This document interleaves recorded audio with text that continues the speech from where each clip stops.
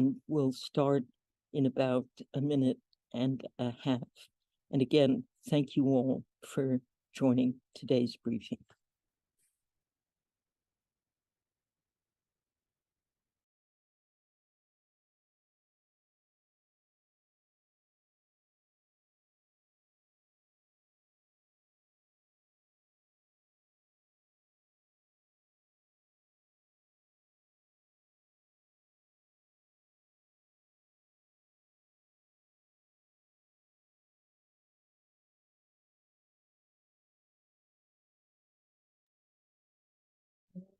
One minute.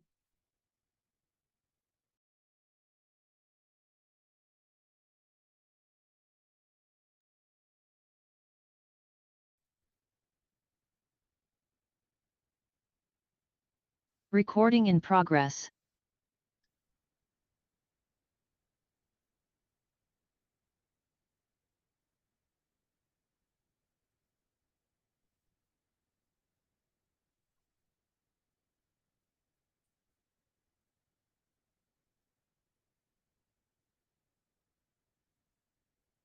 Quite a long minute.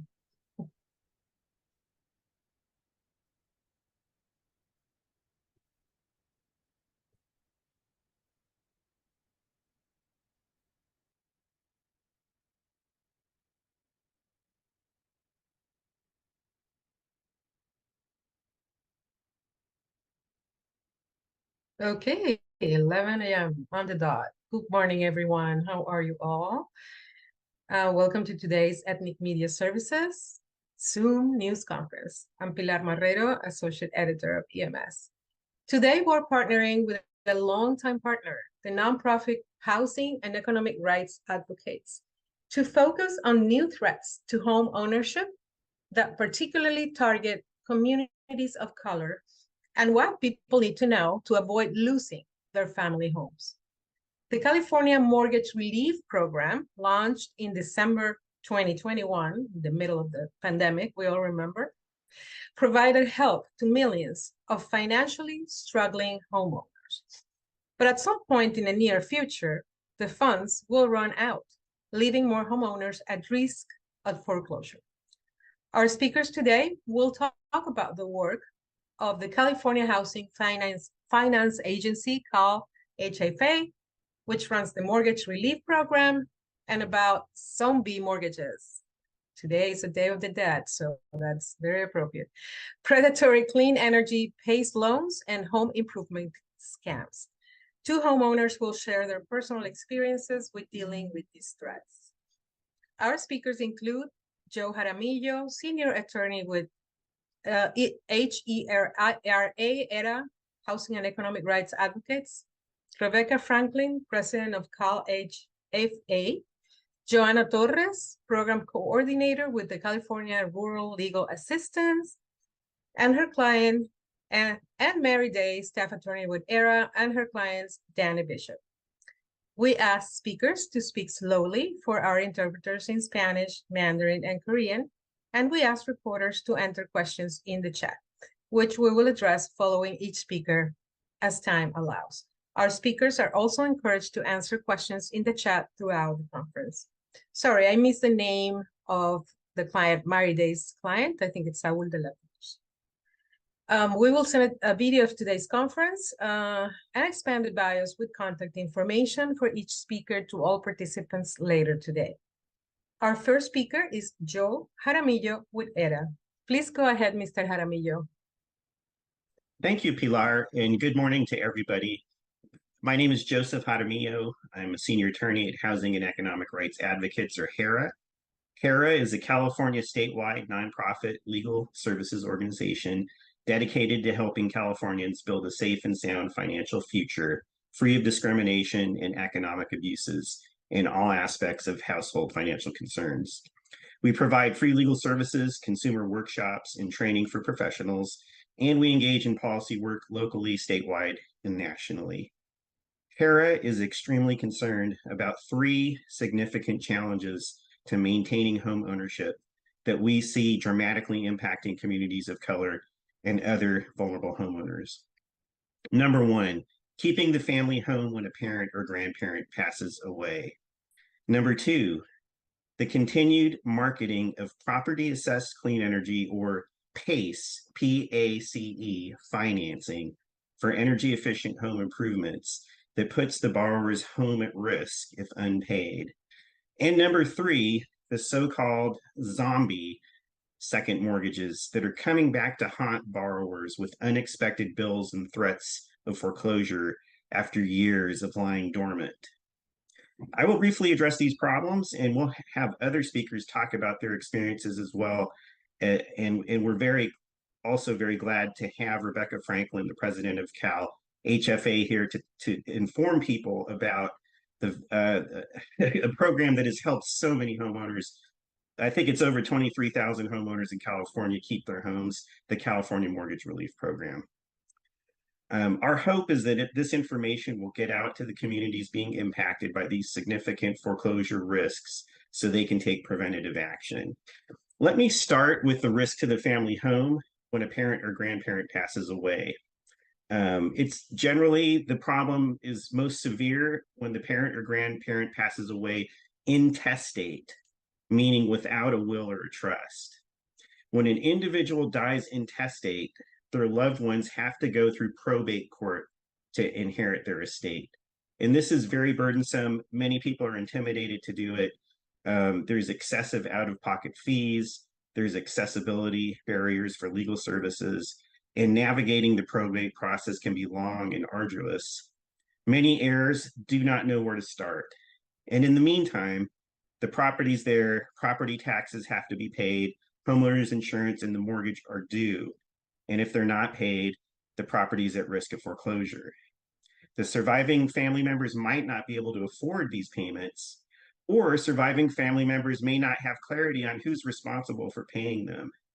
If they had inherited the property directly from a trust or a will put into probate and started probate proceedings, they could apply for foreclosure relief programs. But without that, it's very difficult for them to do so. We've had many clients, one of whom you'll hear from today, who've struggled to keep the family home after their parent or grandparent dies without a will or a trust. Homeowners of color are particularly hard hit by this problem. Black and Latino households in particular had less net worth to deal with pandemic-related financial hardships. These homeowners consistently reported higher rates of falling behind on their mortgage payments and also being at risk of foreclosure during the pandemic. Fortunately, most loan servicers provided forbearance and loan workouts, like loan modifications to borrowers during the pandemic. However, and this is the concern, this is really the new threat that we see coming out of the pandemic, foreclosures have jumped back to their near pre-pandemic levels. And so these same households are put further at risk. And the result is that families are losing their most valuable intergenerational asset, the family home. Policy measures like the California Mortgage Relief Program were established to help people with COVID-related financial hardships and alleviate the situation and keep people in their homes, but they need to be renewed and funded to be able to provide continuing relief until the financial impact of the pandemic is alleviated. The California Mortgage Relief Program in particular is projected to run out of funds by 2025, if not sooner, and households of color will lose a key avenue of relief when that happens. I'd like to turn now to the second threat, and that is predatory PACE financing, the Property Assessed Clean Energy Program. This is a program that finances solar energy and other energy efficient home improvements with no money down loans that are repaid by adding an expensive assessment line item to a homeowner's property taxes. However, PACE financing has put thousands of homeowners of color at risk because these loans are secured by the property. So if they're not paid, the property can be put in foreclosure, and they could be sued for foreclosure by the PACE program itself, or if they fall behind on their property taxes because they can't afford it, then the county, after 5 years of delinquency, can do a county tax sale of the property. And many times, the property taxes are being paid by the mortgage company and added onto the mortgage bill. And so then someone's with the PACE assessment lien on their property, their mortgage bill could just skyrocket and they won't be able to afford it. And when they fall behind on their mortgage, they could also lose their home that way. So there's just many ways that these PACE loans can put people at foreclosure risk. And the problem is, I mean, it sounds good in theory that this could provide people who might not otherwise afford credit to use the equity in their home to add these energy efficient home improvements. But the problem is that many salespeople and building contractors have targeted low income households precisely because they could not qualify for other types of financing. And they've misrepresented the cost of the home improvements, sometimes even claiming that these services are for free. Many times the improvements like the solar panels do not even function, are not even installed or not connected to the electric utility. And so there's no savings at all in terms of energy efficiency. And meanwhile, they're put on the hook for a highly increased property tax bill.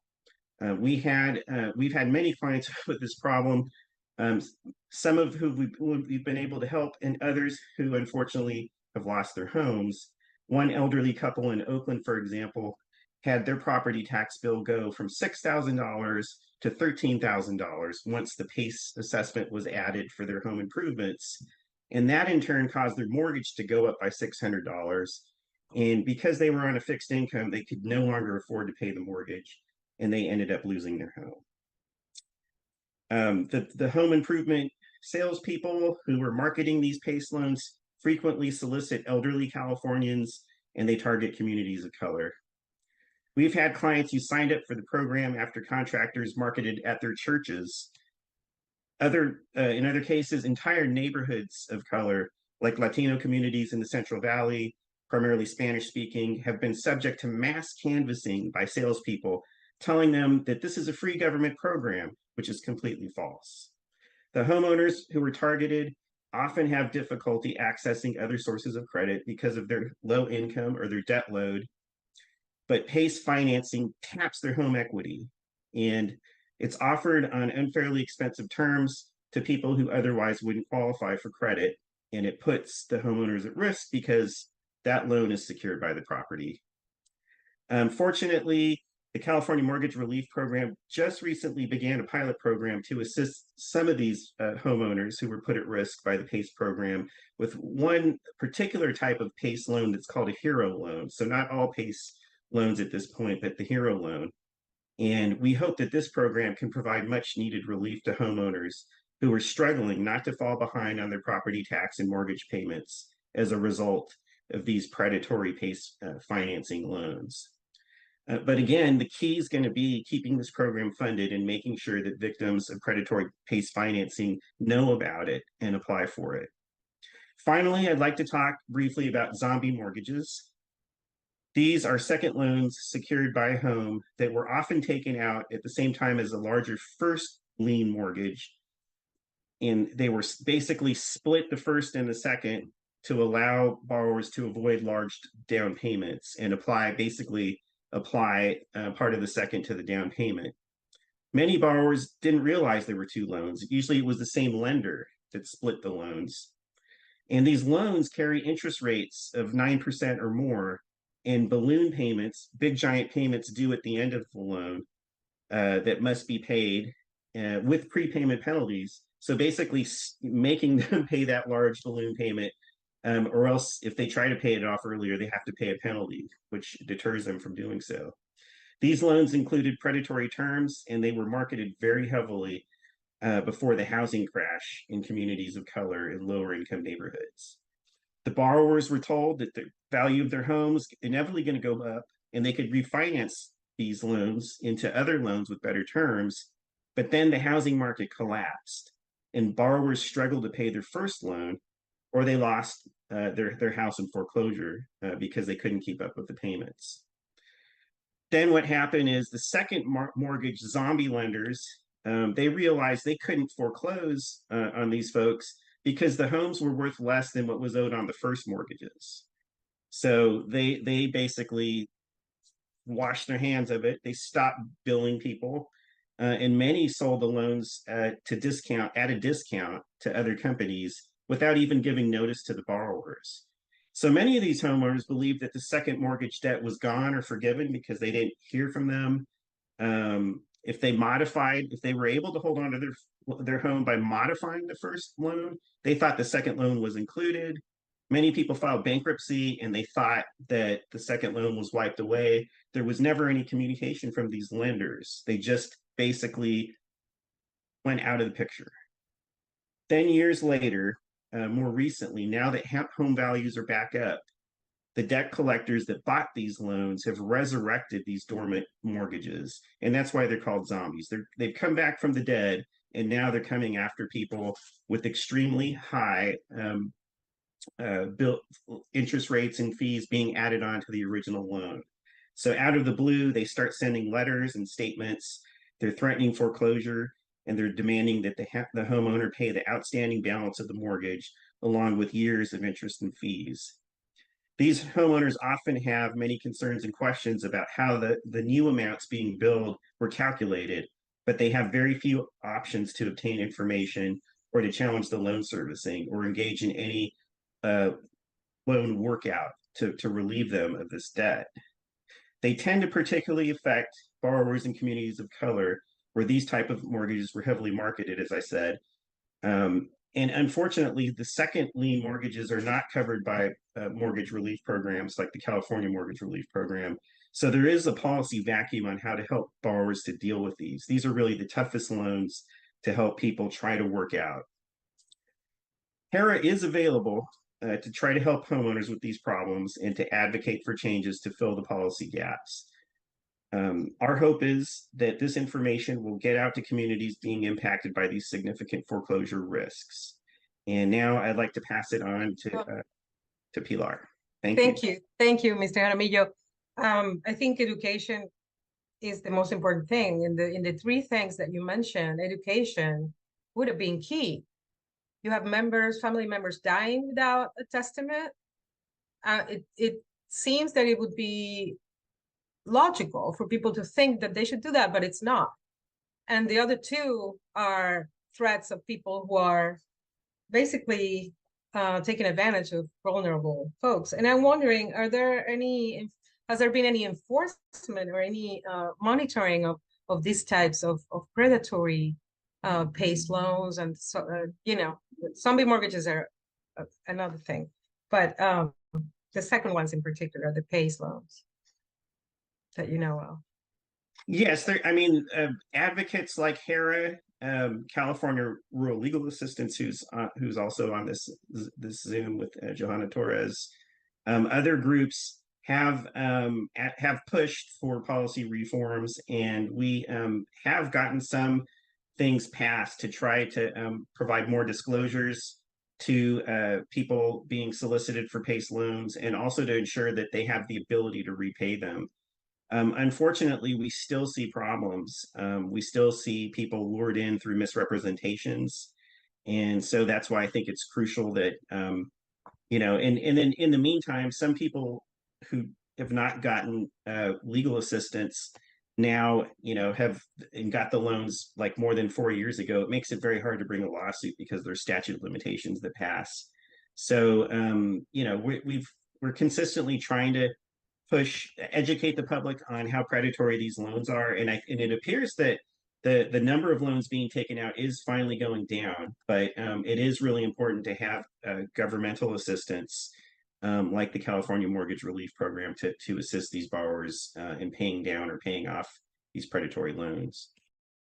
Before we move on to the following speaker, Mr. Jaramillo, you said that foreclosures are up again after the pandemic. Do you have any sense of what are the biggest reasons for the uptick among these three or other reasons? Yeah, I think all of these three factors contribute to it, but I think part of it also is that during the pandemic, the loan servicers were providing relief. They put people on payment pauses.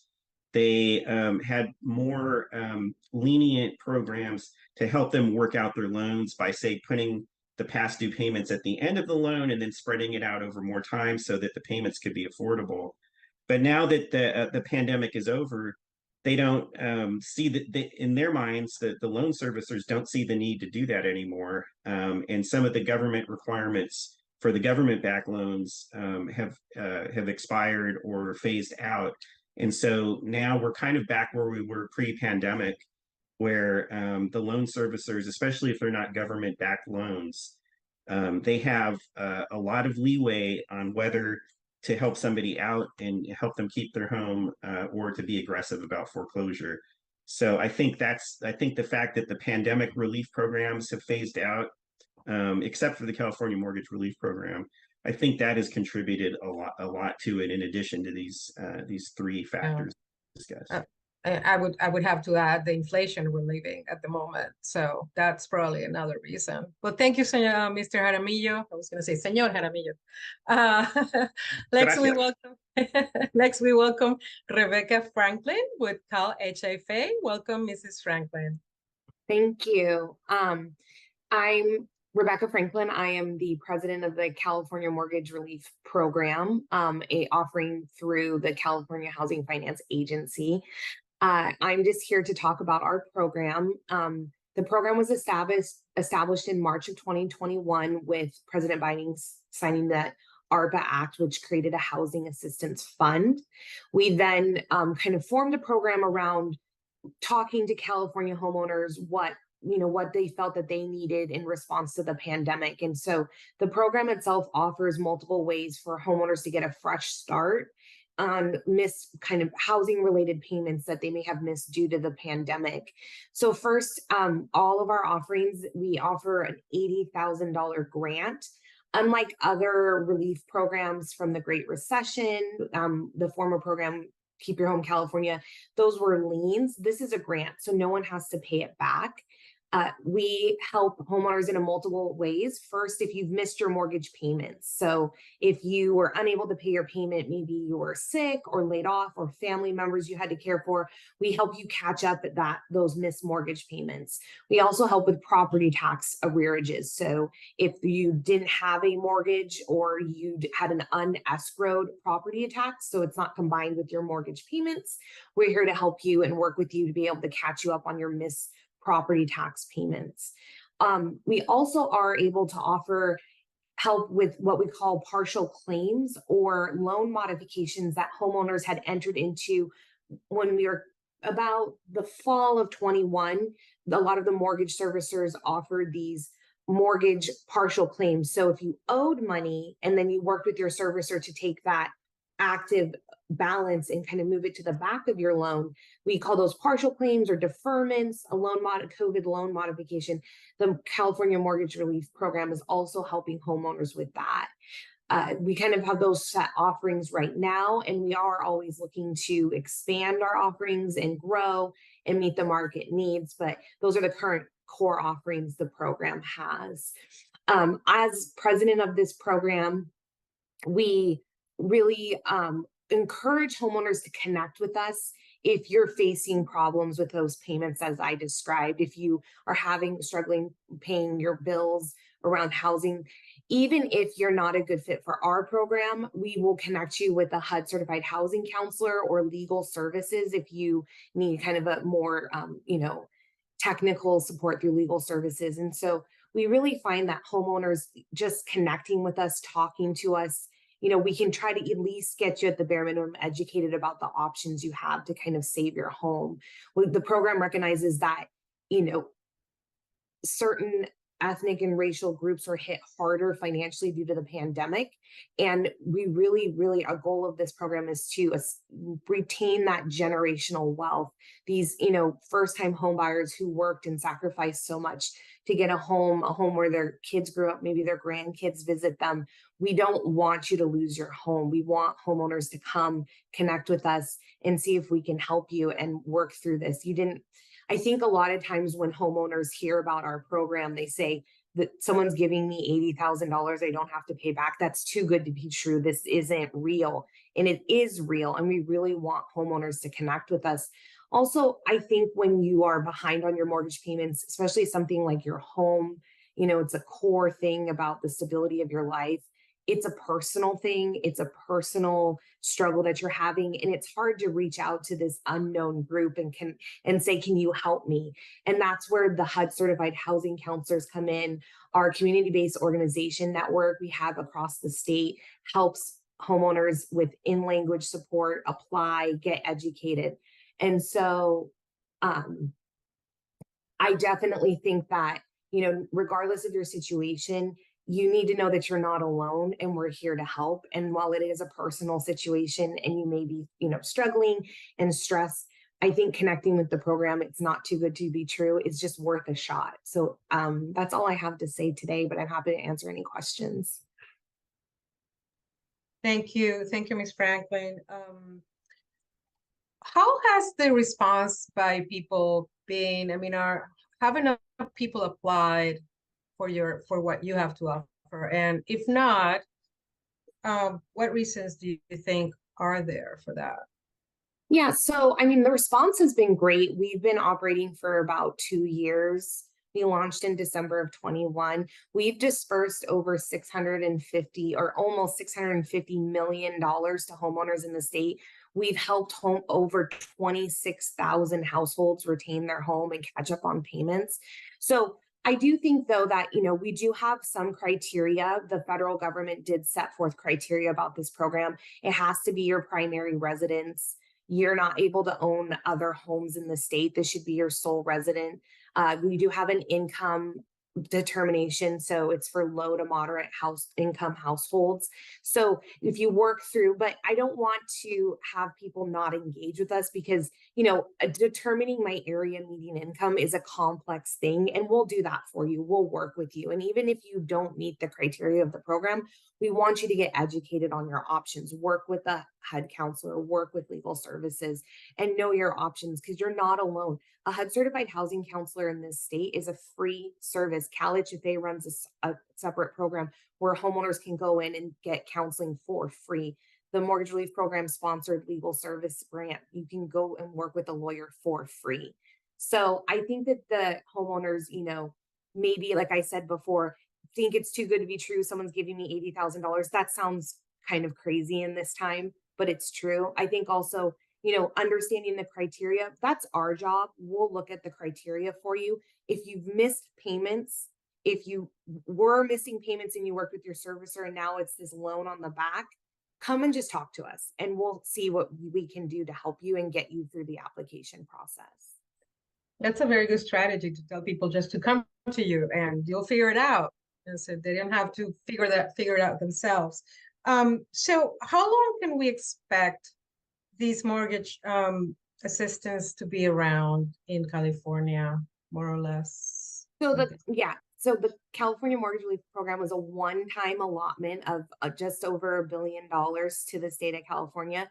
While the program has till 2025 to run through, we will probably run out of money before that. So we encourage people to apply now and to be able to connect with us. Again, you know, just talk to us. We're going to get you help. Even if we can't give you the $80,000, we want to be able to get you educated on your situation. And there may be other options for you to pursue, but we will be running money. I mean, the very end is 2025, September. I think we will run out of money and it's a one-time allotment.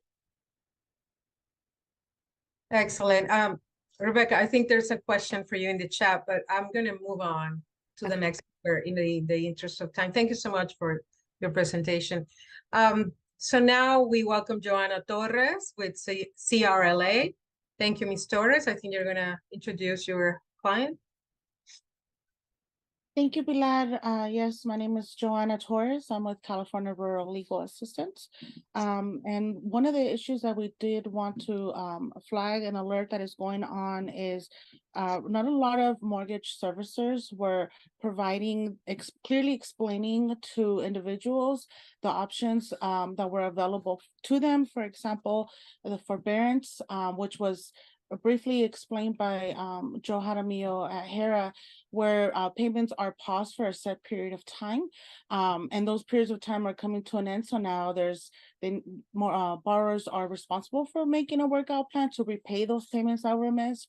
But not every borrower was informed about that option. That was one of the things that we saw.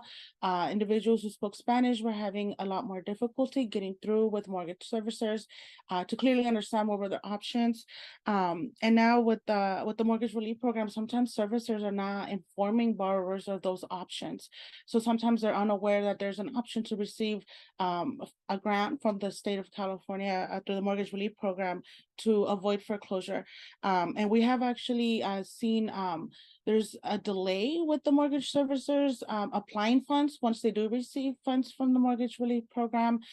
There's been situations where they still owe money, where the borrowers still owe money after the mortgage relief program has provided the funds to the mortgage servicer. So those are some of the issues that we're seeing. We have also seen that there's still a lot of scams going on, especially in the low income and people of color communities, where scammers are targeting them. It's foreclosure is public information, so it'll show who owes how much they're behind to who they owe and their name and their address. So scammers are targeting them, and we are afraid that they might be even starting to scam through the mortgage relief program. We are investigating a case where someone was claiming that they helped the homeowner receive funds.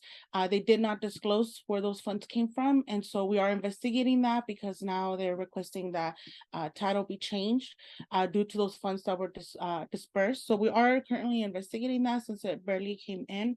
But what I did want to introduce my client is regarding a zombie second mortgage loan. As Joe Jaramillo explained, the zombie second mortgage loans are coming back after not communicating with borrowers for a set period of time. And whether it's in writing or verbally, they're not calling borrowers. So these borrowers are not aware that this is still an outstanding debt. They, like Joe Jaramillo explained, were under the impression that it was either modified or forgiven. And majority of the cases that we have seen are elderly, Spanish-speaking individuals, very low income. They're the ones that have the zombie second mortgages that are coming in. And given the high interest rates, it's really hard for individuals to access their equity in the property because escrow interest rates are so high that it's hard to combine the second into the first to avoid the foreclosure. My client, Saul de la Cruz, speaks Spanish only. So it's I will pass it over to him to be able to share his story. And Pilar, if you may interpret for him. Thank you. Sí, muchas gracias, señor Saúl. Bienvenido. ¿Cómo está? Gracias. Gracias Estoy bien, por- gracias a Dios. Gracias por acompañarnos. Me gustaría, y la abogada ya explicó un poco de lo que es la situación de las segundas hipotecas y de que usted está en esa situación. Hábleme un poco sobre su situación personal, cuál es el problema ahora con esa segunda hipoteca, y hable cortito para que yo le pueda ir traduciendo a los periodistas que están en la línea. I just asked Mr. Saúl de la Cruz, who got one of these zombie mortgages, to explain what his personal situation is and to speak in short phrases so I can translate for you all. Señor Saúl, por favor, adelante. Sí, gracias por el espacio. Comienzo con un relato breve. Somos una familia mexicana que un día decidimos, por motivos diferentes, llegar a este país, a este estado, para luchar y buscar la manera de conseguir mejores condiciones de vida para nosotros y para nuestras familias. Luchamos mucho. Déjame traducir eso, señor Saúl. We are a Mexican family that, like many others, one day decided to come to this country looking for a better life. Adelante. Sí, después de tiempo de luchar, pensamos y tomamos la decisión de tratar de conseguir una vivienda digna donde están nosotros seguros. After a while, we were fighting to survive. We decided we needed to invest in a home that would imply security for us. Adelante, señor Saúl. Para eso elegimos una zona muy importante de Salinas, de casas nuevas, pedimos ayuda nos ayudaron para conseguir 2 créditos para completar la cantidad que costaba la casa. We selected an area of Salinas. This is in Monterey County, right? And we asked for help, and we were helped in getting 2 mortgages to complete the money we needed to buy the house. Adelante, señor Soto. Lo siguiente fue que nos autorizaron los créditos y estábamos cumpliendo bien con los créditos de 2 bancos diferentes. Llegamos a un tiempo donde hubo unas condiciones muy difíciles que nos obligamos a pedir una modificación del primer crédito para hacer un pago diferente. Sí. Luego nos encontramos. Déjeme traducir eso. The 2 credits were authorized, and we were paying. We were keeping up with the 2 loans. However, we went through some hard times, and we asked for a modification. Sigue adelante. Luego nos enteramos que el dueño del segundo préstamo, que fue Countrywide, Banco Countrywide, desconozco exactamente el motivo por qué el mismo gobierno lo desapareció y se perdió todo tipo de información por el motivo que no pudimos hacer una modificación de pago. No encontramos nadie que nos diera información. The second mortgage was underwritten by Countrywide, and we don't know exactly why they were disappeared. We might all remember that story many years ago. And we didn't really know how to get a modification on where to go for help. Adelante, señor Saúl. Después recibimos, yo personalmente en mi teléfono recibí llamadas. Me parece que son 3 o 4 personas que me querían hacer un cobro de ese crédito de ese banco por teléfono. Yo no podía aceptar hacer un pago por una llamada por teléfono.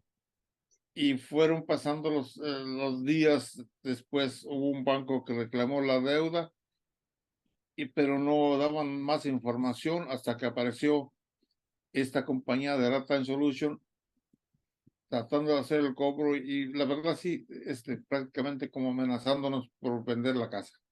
¿Cómo se llamaba la compañía, señor? Esta última? Lifetime Solution. Lifetime Solution. Lifetime Solutions. Okay. Lifetime Solution. Okay. He started receiving calls of people trying to charge him for the mortgage, even though Countrywide was not in business anymore, and he just couldn't accept to make a payment over the phone. Eventually, a bank reclaimed those mortgages, and it ended up being a company called Lifetime Solutions, the one that bought the mortgage and started trying to threaten the family and him if they didn't pay. Adelante, señor Saúl. Siga. Me llamó mucho la atención la diferencia de los 2 préstamos. Porque el primer préstamo sí está regulado por las leyes quizá del Estado y leyes federales, y el segundo préstamo no está protegido por las mismas leyes y le permiten hacer lo que ellos prácticamente quieren hacer con la deuda y cobrarla como ellos la quieran cobrar. Desconozco las leyes, precisamente por eso es mi pregunta: ¿por qué este banco o esta compañía quiere cobrar sin dar ningún tipo de información? He's puzzled as to why the way the 2 different loans were handled. He says one loan is regulated by the law, by one law, and the second one is not regulated or regulated by other laws. And this company that eventually bought the loan was able to do whatever they wanted with it and charge it and try to get the money in any way that they wanted to. Adelante, señor Saúl. Ahora, mi pregunta es para el abogado: ¿por qué motivo esta compañía no nos manda un estado de cuenta y al final del año nos manda una información para nosotros hacer el reporte que debemos hacer por año al gobierno? por la cantidad que le hemos pagado. Desconozco si eso está dentro de la ley o tampoco lo protege la ley. ¿No le manda ningún tipo de documentación? No hemos recibido alguna información a la hora de nosotros hacer nuestro reporte de los taxis. Ya. O comprobante de pago, no nos manda nada, no nos dice cuánto le debemos todavía. O Entiendo, sí, entiendo. ¿cómo vamos a seguir?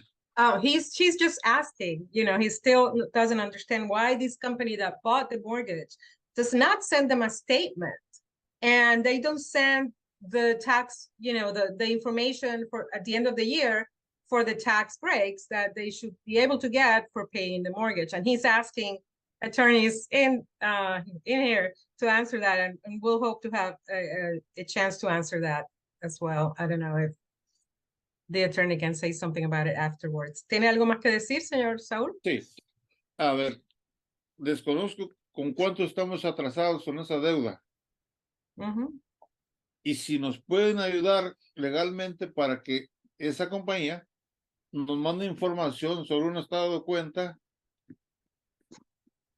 y nos mande también información, lo que se debe mandar las compañías, la información para nosotros hacer nuestro reporte de los taxis. No lo hemos recibido por parte de ellos. Entiendo, sí, entiendo. So he's asking, and maybe this is a question for Era, you know, how can he get information from this company about how much he owes? He doesn't even know that. And he doesn't get his tax information at the end of the year, and he doesn't even know how behind they are in the law. ¿Algo más, señor? Sí, yo quisiera preguntar, en este caso al abogado, si Sí. lo que yo estoy planteando aquí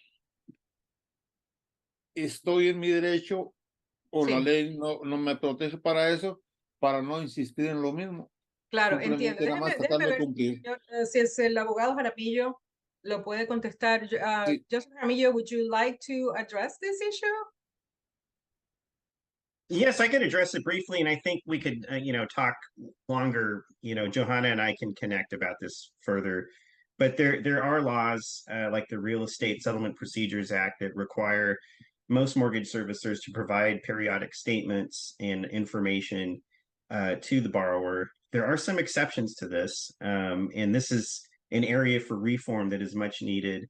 There's some exceptions, for example, for home equity lines of credit that the borrowers don't have the same rights necessarily, but there still are ways that we can try to advocate to get the information necessary to find out what charges are being made, what is the interest that's being added on, why aren't they providing the information. So I would just encourage Johanna and Mr. De La Cruz to follow up with me afterward, and we can try to do some advocacy on that. But unfortunately, this is a common problem that we see with some of these. They're like predatory mortgage servicers that are basically going after the debt, but not providing the borrowers with the information that they should be entitled to figure out if they really owe the amounts that are being claimed. Okay, let me tell Saúl, señor Saúl, después el abogado Jaramillo va a hablar con Johanna y con usted sobre esto, y les va a contestar sus preguntas, y sí hay maneras de averiguar todo esto.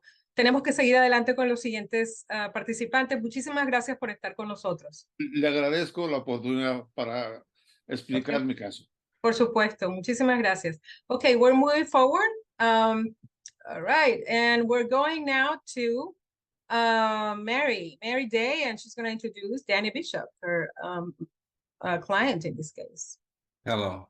Well, welcome everybody. My name is Mary Day. I'm a staff attorney, and one of the areas that I work on is helping homeowners preserve their homes during times of crisis. And Danny and I have been working together for almost, well, over a year. When he first came to me, he lives in the city of Richmond, and he advocates on behalf of his mother, who has had some declining mental health. So when he first came to me, the city of Richmond had imposed a fine of $56,000 for code enforcement. And the problem with that is there's penalties and fees associated, and that was upwards to $20,000. So he had a substantial property tax debt associated with that. And at the time, California mortgage relief, the maximum relief he could get was $20,000. thankfully, Danny and I worked with the city of Richmond. They recognized actually that they had made a mistake, and the 56,000 was in error, which they then reduced closer to 30,000. And also California Mortgage Relief increased the grant to 80,000. So Danny will explain to you, he was able to take advantage of that grant. His family matched the grant because the fees and fines had caused his property tax to exceed the 80,000. But I'll let Danny go ahead and explain his story. Yes, it came out to $90,000, and way it came down is like I didn't without the help I really couldn't have done it, and I had got a hold to Mary and doing the thing where they charged my mom like $60,000 for taxes. It was like I kept going to the code enforcers asking why they was charging so much. They would never tell me why, so I sent Mary up there, and then they really told her why they charged so much, and then they lowered the situation. So basically, that's how it came down, and it's like they didn't really want to tell me why. I didn't understand why they would tell me. So basically, it looked like they were just trying to take the house, like we wasn't going to be able to save it, and they just was like going to take it. I didn't understand that. So Mary stepped in and really helped me a lot through everything what she's done for me, and that's how we worked it out. But it's like they don't want to give nothing back. They just said that from 50 to 33,000 is a lot of money, and it's like the more money, the more fines that they put on us. And how can I get some of that back, which was not true, when they figured that they made the mistake that they did and said, okay, we dropped it from 56,000 to $30,000, and that's where I'm at right now. Seeing if they would do something, is like really like they just wanted to just take it for whatever reason, I don't know. When they came to clean up my backyard, they said I was, they said, keep it up, you're doing a good job. Next thing you know, they came and did their stuff. Everybody else's yard, they when they clean up the yard out there, they charge them like $10,000. But they said that we owe 56,000, was like 30, 40,000 more than anybody else that's ever had their yard done on where I stay. But we worked it out. And we're currently working with the city of Richmond to see if we can negotiate down some of the penalties to help the family who put out of pocket over $10,000 to clear their property tax arrearages. Wow. Well, another real life situation that can affect the family so deeply. Mr. Bishop, tell us, how long have you been in that house? Well, we've been there for I'm 62. We've been there since I was a kid, since I was like 4 years old. Wow, that's a long time. Yeah, that was my grandma's house. And my grandma and grandfather passed in the early 60s. So my mom's been having the house all this time. And nothing, we never owed no, she's the mortgages, and none of that's the problem. It's just when she caught dementia, they, I didn't know that she wasn't paying when I figured it out. And then they said, well, we're going to clean up the backyard and we're going to charge you a whole bunch of money. And when they did that, and it just was, ridiculous, because I kept going down there for months. And then I just got a hold of Mary, thank God I did. And when she went down there, they told her what I been asking for the 4 months prior. Wow. Mary, is this normal that there's no response from bureaucracies when people call in and ask what's going on? I mean, I even went down there. Probably normal. Unfortunately, yes, it is. It seems to be there's a correlation with the larger the entity, the more resistant they are to be amenable to dealing with individual situations. I worked with the county tax collector. There is tax code that gives them the discretion to give relief to Danny and his family. And they told me in the end, after, 6 months working with them, that they're not going to provide that discretionary relief. And so at the same time, we've been working with the city of Richmond to see if they will help out, because of the fact that those originally the mistaken tax code enforcement penalty was much higher than it should have been, which caused just this snowball effect where the family was really severely impacted. And they had put the house up for a tax sale. So we were just neck and neck, struggling. And Danny really has been a strong advocate. He's been a pleasure to work with, and it really is the bureaucracy has just made it difficult.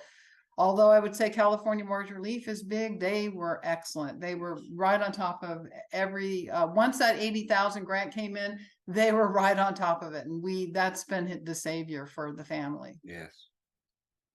That's really great. And I must say that it's important to have and to hold these kinds of informative events so that the media and the communities that they represent know that this is going on. Thank you, Mr. Bishop, for this. And I'm so You're glad welcome. things are looking up. Thank you so much. I have a question for both Rebecca and Joseph. You mentioned African Americans and Latinos. We also have a lot of Asian media in this call. We also often have Native American calls, journalists in these calls. What can you tell us about these two communities and how affected they have been by foreclosures? I'm sorry, and how they've been affected by the foreclosures? Yeah, whether they are also vulnerable, like, the other communities that you mentioned. I think, yeah, I mean, from the California Mortgage Relief Program, we've recognized that a lot of different cultures were hit differently financially due to the pandemic. All of our funds are focused on pandemic relief, obviously. And so whether it is African American or a Latino family, as well as, Asian American AAPI, I will, we all recognize that everyone was hit in a different way, but everyone was affected due to the pandemic and do have the ability to lose their home when they don't make those payments. And, we recognize that you didn't cause the pandemic and that, it was unjustly, everyone was affected by it, but some people were affected more or less. And so this is an opportunity for any homeowner, regardless of race or ethnicity, but especially those in communities where, if you were to lose your home, that realistically in this state with the housing prices and, the current market conditions, you may not be able to regain home ownership in the near future. And so we want to make sure that we're connecting with all communities. That's one of the main reasons why we do a lot of our targeted outreach through community-based organizations. We have a really great, actually, CBO partner in Koreatown in LA. We actually hosted one of our press events when we launched our property tax program. They hosted us there. All of our materials are translated by native speakers in 6 different languages. Our contact center can help you with multiple languages beyond those 6. So we really think and recognize that these communities, especially the ones that you've named, want to connect with people who they trust from their own community in a language that they're most comfortable in culturally competent and, kind of materials. And so the program itself really has taken a lot of time to make sure that our marketing materials, our language support, et cetera, is all kind of with that in mind. Okay, thank you so much. Mr. Jaramillo, in listening to Mr. Bishop's case, we wonder, is this a case of falling behind on tax payments, or because local government misread the code? Is this a case of the city becoming predatory? I mean, I understand that you guys are working with the city trying to fix this situation, Mary, but it's just shocking that a city would do this to a homeowner. I'd like to defer to Mary since she's more directly involved with the case. But Mary, I don't know if you have comments on that.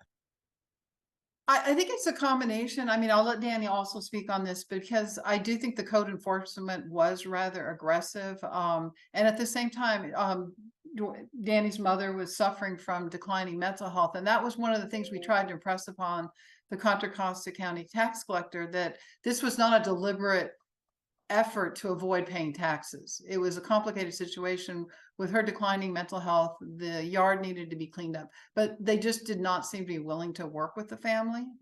No, because they had told me that I was doing a good job by getting everything out the backyard, which, knowing my situation, I hadn't put it there, but it was there. So I started cleaning the backyard and I let them go in my backyard. They said, okay, you're doing a good job.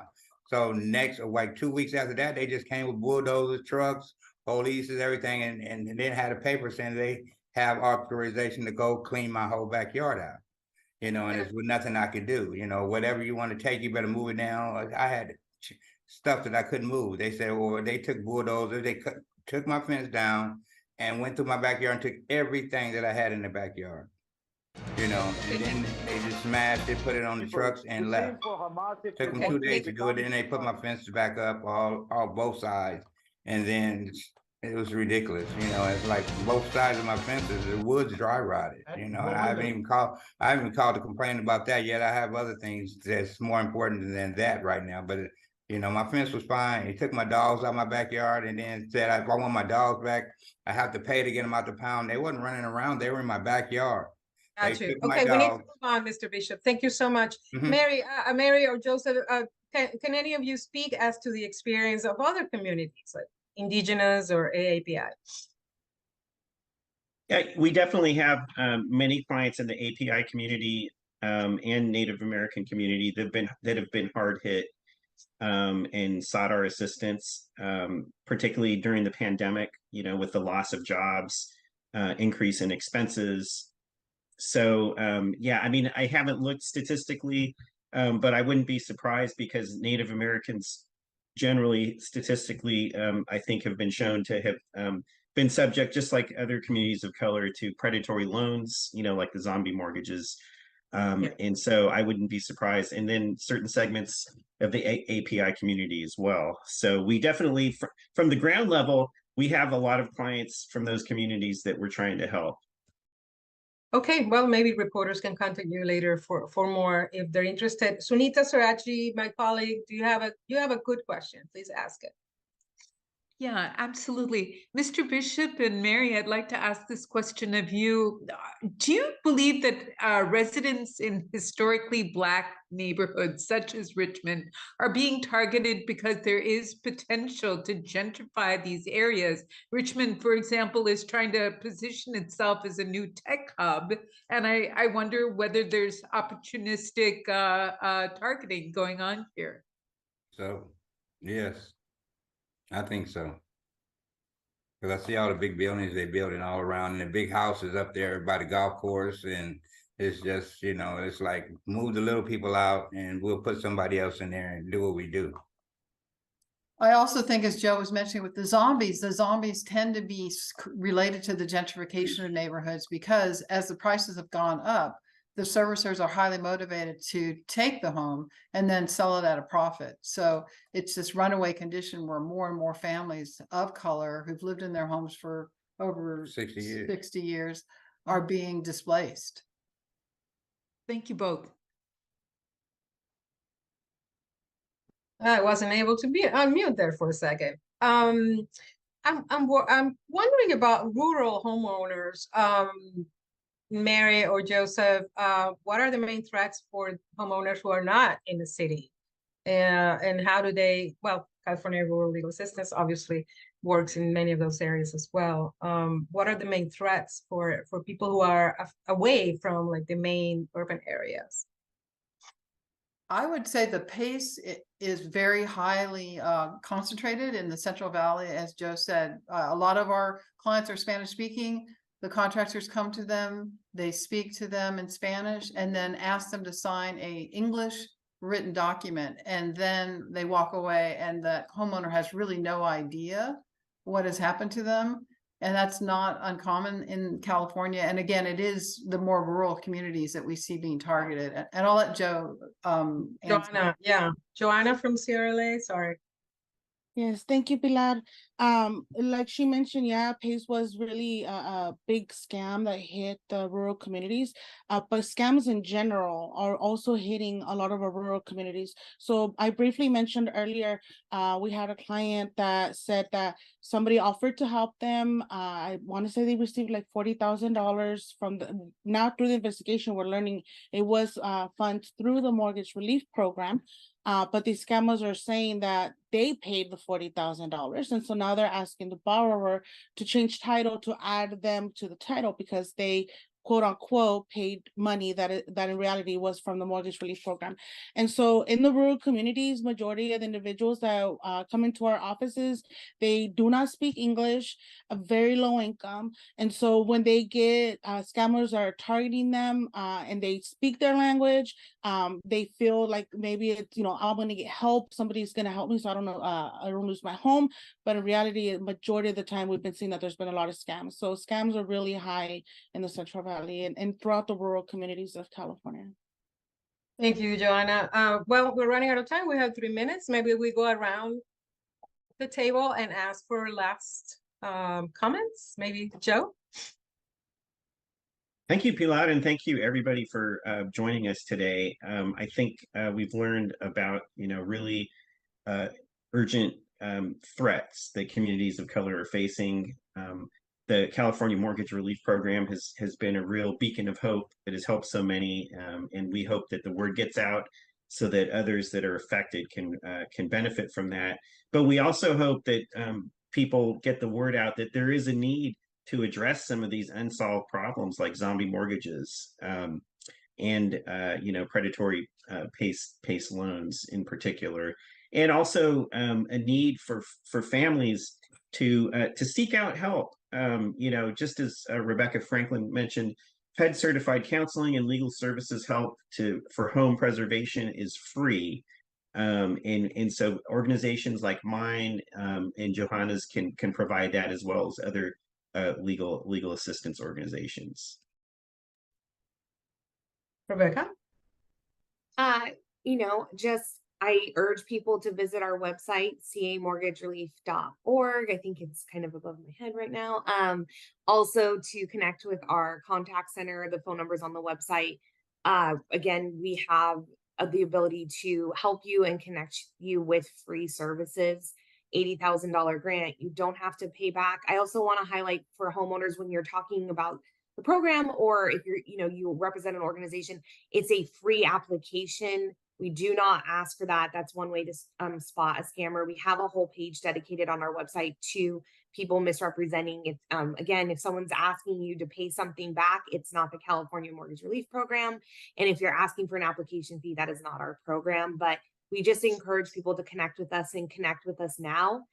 Again, we want to help you save your home and, you know, establish that, you know, for generations to come, that you still have that place to call home.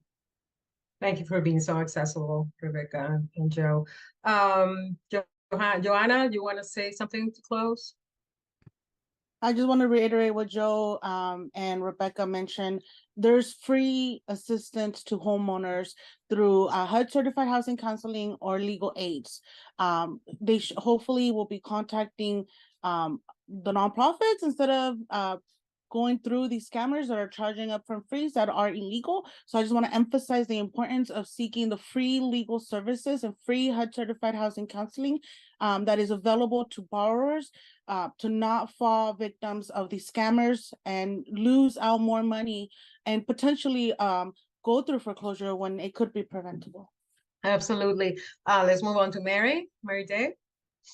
Yes, we've really been able to take advantage of the California Mortgage Relief Program. One frustration in California is that some counties offer additional relief and other counties offer absolutely nothing. And so I would just encourage people to, you know, reach out to their legislature, policymakers, to see if we can get longer term support for families who struggle temporarily with trying to maintain their home and have been victims of scams. And thank you all for inviting us here too.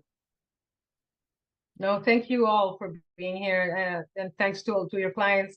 Gracias, señor Saúl también, and thank you for being here, all of my journalist colleagues, and for covering this.